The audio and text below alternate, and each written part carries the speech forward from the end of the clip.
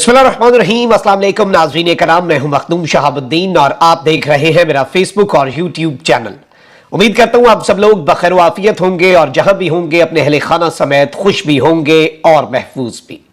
नाज़रीन कराम, इस वक्त सींग फंस चुके हैं और इमरान खान की लड़ाई फैलती हुई नजर आ रही है, क्योंकि इस वक्त दो बड़ी अहम तरीन शख्सियात जो अहम तरीन ओहदों पर हैं उनके टकराव की जानिब मामलात जो है वो बहुत तेजी से गामजन होते हुए नजर आ रहे हैं। और इस सब के अंदर क्या इस वक्त एक जानिब तो इमरान खान बामुकाबला ताकतवर हल्के हैं, लेकिन क्या यह मामला आगे बढ़ने जा रहा है और जीएचक्यू में जो फैसले हुए, जो अल्टीमेटली एक प्रेस रिलीज की सूरत में कौम के सामने रखे गए, क्या अब उन फैसलों पर अमल दरामद होगा या फिर उसकी राह में एक बहुत बड़ी रुकावट खड़ी होगी? चाहे वो स्पेशल कोर कमांडर्स कॉन्फ्रेंस का एलामिया हो या फिर वो फॉर्मेशन कमांडर्स कॉन्फ्रेंस का एलामिया, कौमी सलामती कमेटी का एलामिया, फिर उसकी विफाकी काबीना से तौसीक, ये सारी की सारी चीजें अपनी जगह। लेकिन अब मामलात इतने सादा नजर नहीं आ रहे, क्योंकि वो कदम उठ गया है जो अल्टीमेटली बहुत वाज़े अंदाज में आगे चल के मामलात को एक ऐसी नहज पर ले जा सकता है जहां से शायद पॉइंट ऑफ रिटर्न कोई आपको ना मिल सके। लेकिन जाहिर बात है कि इस तरह की चीजें होती हैं, इन्हें एनालाइज कर लेते हैं और मामलात क्या हैं और 7-8 और बड़ी खबरें हैं जो अभी तक की लेटेस्ट डेवलपमेंट्स हैं। सबसे पहले मैं आपको यह बता दूं कि कौमी असम्बली जो है उसकी आईनी मुद्दत तो 13 अगस्त 2023 को मुकम्मल हो रही है और इस वक्त इत्तेहादी हुकूमत ने नवंबर में इंतखाबात के लिए कबल अज वक्त कौमी असम्बली तहलील करने पर मुशावरत का अमल शुरू कर दिया है।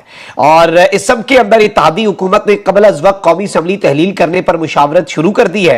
हुकूमती ज़राए ने कहा है कि मौलाना फजल रहमान और पीपल्स पार्टी के वफ्द की मुलाकात में इस मामले पर गौर किया गया। 13 अगस्त को कौमी असम्बली की मुद्दत पूरी होने की सूरत में इंतखाबात 60 दिन में कराना होंगे, यानी अगर कौमी असम्बली की मुद्दत पूरी हो जाए तो 60 दिन में इंतखाबात होते हैं। लेकिन अगर कौमी असम्बली पहले तहलील कर दी जाए, चाहे 2 दिन पहले तहलील कर दी जाए, फिर इंतखाबात 90 दिन में करवाने होते हैं, यानी उससे 1 महीने का कुशन मिल जाएगा, 1 महीना इंतखाबात आगे हो जाएंगे। और 90 दिन के ऑप्शन की सूरत में इंतखाबात जो है वो नवंबर में होंगे और अगर 60 दिन के ऑप्शंस को एक्सरसाइज किया जाता है, असम्बली अपनी मुद्दत खुद से मुकम्मल करती है, तो इंतखाबात अक्टूबर में होंगे। हुकूमती ज़राए ने कहा है कि हुकूमत इंतखाबी मुहिम के लिए ज्यादा वक्त के लिए नवंबर वाले ऑप्शन पर गौर कर रही है। ताहम हतमी फैसले के लिए इत्तेहादियों का सरबराही इजलास ईद उल अजहा के बाद होगा। वजीर आजम आलमी कॉन्फ्रेंस में शिरकत के लिए पेरिस जाते हुए लंदन में एक मुख्तसर क़याम भी करेंगे, जहां वो लंदन में नवाज शरीफ से मुलाकात करेंगे और ये मुलाकात 22 जून को 22 जून जो है उस दिन ये मुलाकात मुतवक्के है, तो ये भी एक बड़ी इंपॉर्टेंट डेवलपमेंट है। अच्छा, वहीं दूसरी जानिब बहुत सी चीजें हो रही हैं, बहुत से मामलात हो रहे हैं। क्या अभी भी विक्टिमाइजेशन का अमल जो है वो रुक गया है? तो ये कहना गलत होगा अगर हम ये कहें कि विक्टिमाइजेशन का अमल रुक चुका है। और मैंने आपको ये बता दिया था कि आप देखें कि जो लोग पाकिस्तान तहरीक इंसाफ को छोड़ रहे हैं और जिन्होंने इस्तेहकाम पाकिस्तान पार्टी की तकारीब में शिरकत की लेकिन उसे ऑफिशियली ज्वाइन नहीं किया, ये एक बड़ा बारीक नुक्ता है। और बड़ी बददिली से जिन्होंने इस्तेहकाम पाकिस्तान पार्टी की तकारीब में भी शिरकत की, चाहे उनके चेहरे मुरझाए हुए थे, उनकी जो दीगर चीजें आप देखें कि मुंह छुपाते फिर रहे थे, तो अब FIA साइबर क्राइम ने फवाद चौधरी, हम्माद अजहर और मुसरत चीमा को तलब कर लिया है। और यूं लग रहा है कि ऐसे केसेस के अंदर किसी की माफी नहीं होने वाली। और इस सब के अंदर जो इनके ऊपर एलिगेशन लगाया गया है वो है कि defamation and derogatory campaign against state institutions on social media. इन्हें 24 जून 10 बजे जो FIA साइबर क्राइम का रिपोर्टिंग सेंटर है वहां पर बुलाया गया है। और जाहिर बात है कि ये एक बड़ी अपडेट के तौर पर चीजें आ रही हैं। फवाद चौधरी साहब जो हैं उन्हें भी ये नोटिस भेज दिया गया है, मुसरत चीमा साहिबा को ये नोटिस भेज दिया गया है, हम्माद अजहर साहब अभी तक PTI का हिस्सा है, उन्हें ये नोटिस भेज दिया गया है। लेकिन इंटरेस्टिंगली ऐसे नोटिस मुराद राज साहब को नहीं भेजे जाएंगे। मुराद राज साहब के हवाले से IG साहब ने वो जो एक पूरे का पूरा उस मामले के अंदर आपको याद होगा कि मुराद राज साहब जो है उनके हवाले से एक पूरा वो चार्ट आया कि भाई फलाने ने फलाने कॉल्स की, लेकिन मुराद राज साहब के लिए चीजें आसान है क्योंकि वो बड़ी खुश दिली से इस्तेहकाम पाकिस्तान पार्टी का हिस्सा बने। मेरा जाती मौक़िफ़, मेरी हम्बल ओपिनियन इस सब के अंदर यह है कि अगर तो किसी ने कोई बहुत बड़ा जुर्म किया है, अगर किसी ने मुल्क के अंदर एक बहुत बड़ा सानिहा उसमें अपना किरदार अदा किया है, अगर किसी ने इदारों के खिलाफ मुनज़्ज़म प्रोपेगेंडा किया है, तो उसके खिलाफ अगर कार्रवाई होती है तो वो कार्रवाई पीटीआई छोड़ने या ना छोड़ने से मशरूत तो नहीं हो सकती, क्योंकि इस हवाले से वाज़े मौक़िफ़ आ चुका है कि नाकाबिले माफ़ी आहनी हाथों से निपटा जाएगा, किसी किस्म की माफ़ी नहीं दी जाएगी, किसी को इस तरह से इतनी आसानी से छोड़ा नहीं जाएगा। तो ये सारी चीज़ें। अच्छा, वहीं दूसरी जानिब जो सूरत हाल है, चौधरी परवेज़ इलाही के करीबी साथी जो है और पंजाब असम्बली के सेक्रेटरी जो कि बड़े अरसे से पहले गायब रहे फिर गिरफ्तार रहे, मोहम्मद खान भट्टी, उनकी मुअत्तली का नोटिफिकेशन जो है वो जारी हो चुका है और परवेज़ इलाही को दिया जाने वाला पंजाब असम्बली का स्टाफ वापस ले लिया गया है। पंजाब असम्बली के जराये के मुताबिक पंजाब असम्बली से वापस लिए गए स्टाफ में सिक्योरिटी एहलकार, ड्राइवर, बावर्ची समेत 60 मुलाजिम जो है वो शामिल थे। ये इनका मौक़िफ़ है। दूसरी जानिब परवेज़ इलाही के स्पीकर पंजाब असम्बली के दौर में सेक्रेटरी पंजाब असम्बली रहने वाले मोहम्मद खान भट्टी को भी मुअत्तल कर दिया गया है और इस मुअत्तली का नोटिफिकेशन भी जारी कर दिया गया है। जराये के मुताबिक मोहम्मद खान भट्टी को एंटी करप्शन एस्टैब्लिशमेंट की सिफारिश पर मुअत्तल किया गया। उन पर परवेज़ इलाही के बतौर सेक्रेटरी करप्शन के इल्जामात हैं, जबकि वो इस वक्त एंटी करप्शन की हिरासत में ऑलरेडी मौजूद है। नोटिफिकेशन के मुताबिक मोहम्मद खान भट्टी के साथ पंजाब असम्बली के डीजी पार्लिमानी अफेयर्स राय मुमताज बाबर को बरतरफ कर दिया गया है। उन्हें परवेज़ इलाही के दौर में डीजी पार्लिमानी अफेयर्स मुकर्रर किया गया था। ये नाज़रीन इकराम कुछ अपडेट्स थी, कुछ डेवलपमेंट्स थी जो छोटी छोटी खबरें हैं, लेकिन ऑब्वियसली बहुत ज्यादा वेट रखती हैं ऑन द रोड और आने वाले दिनों के अंदर जो पॉलिटिकल स्फेयर है, जो पॉलिटिकल लैंडस्केप है, उसे शेप भी कर सकती है। तो ये सारी की सारी चीजें आपके सामने रखना बहुत जरूरी है मेन खबर पर आने से पहले।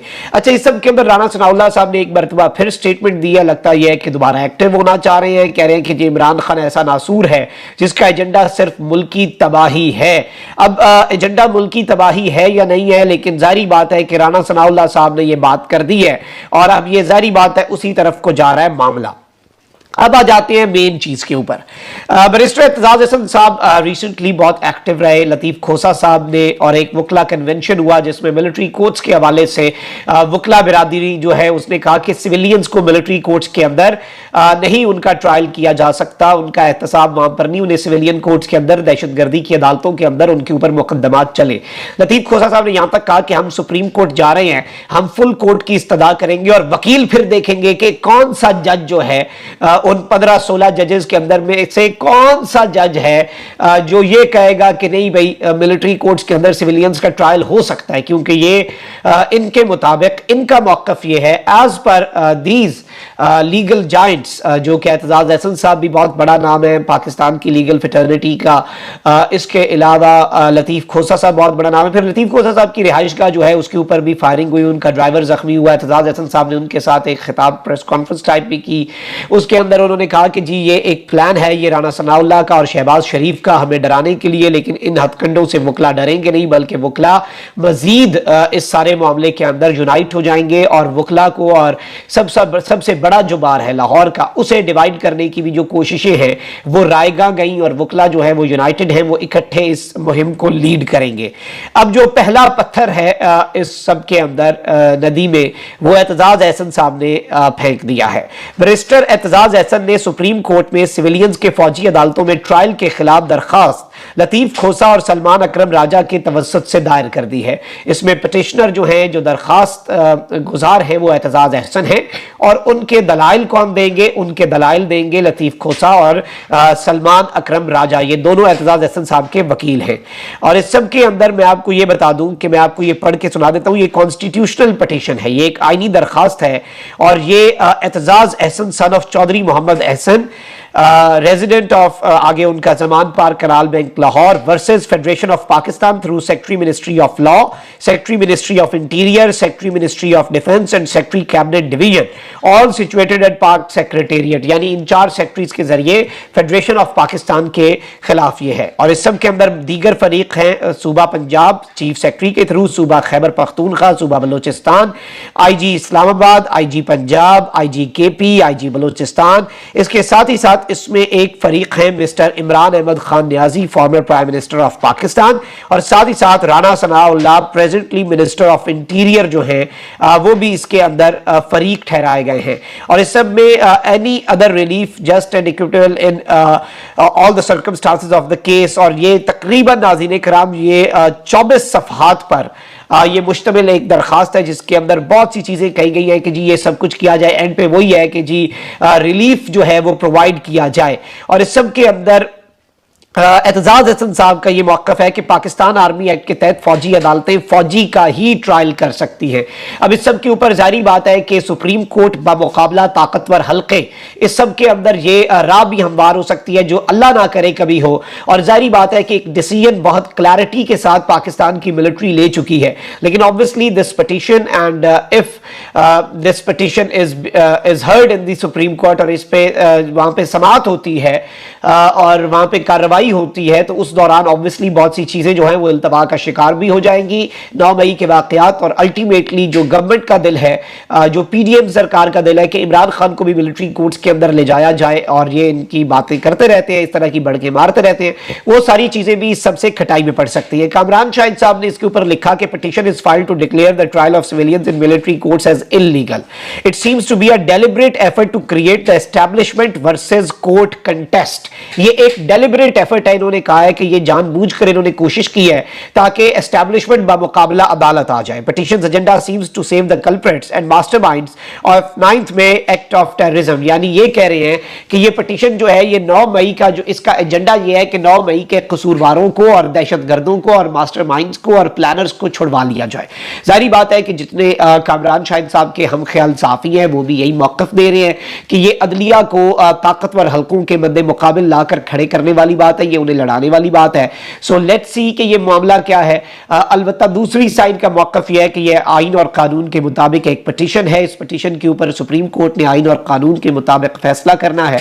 इस सब के अंदर वकला जो है वो एक बड़ा अहम किरदार अदा कर सकते हैं। एक प्रेशर ग्रुप के तौर पर पाकिस्तान के अंदर जो काला कोट है वो अपना रोल जो है वो इस सब में प्ले कर सकता है। ये इम्कान जो है ये इस वक्त नजर आ रहा है कि ये होगा। और जाहिर बात है एक वकला मूवमेंट जो है वो भी सारे मामले के अंदर सर उठा सकती है। और चैलेंजेस जो हैं वो दोनों साइड्स के लिए, खान साहब के लिए ऑलरेडी बहुत से चैलेंजेस हैं, लेकिन यूं लग रहा है कि दूसरी साइड के लिए भी कुछ ना कुछ चैलेंजेस इस राह के अंदर उन्हें फेस करने पड़ सकते हैं। और कल खान साहब ने एहतजाज के वाले से बात की कि मुझे दोबारा अरेस्ट करना है, ये सब कुछ होना है, अवाम पुरअमन एहतजाज ज़रूर करे।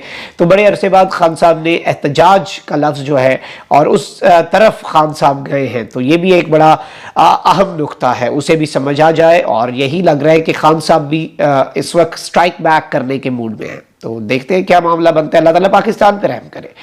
पाकिस्तान तसादुम का मुतहम्मिल नहीं हो सकता, चाहे वो इदारों का टकराव या कुछ भी, सब कुछ आइन और कानून के मुताबिक हो, जो कवानीन है उनके मुताबिक हो तो ही बेहतर है। अपना बहुत ख्याल रखें। अल्लाह ने के मान पाकिस्तान।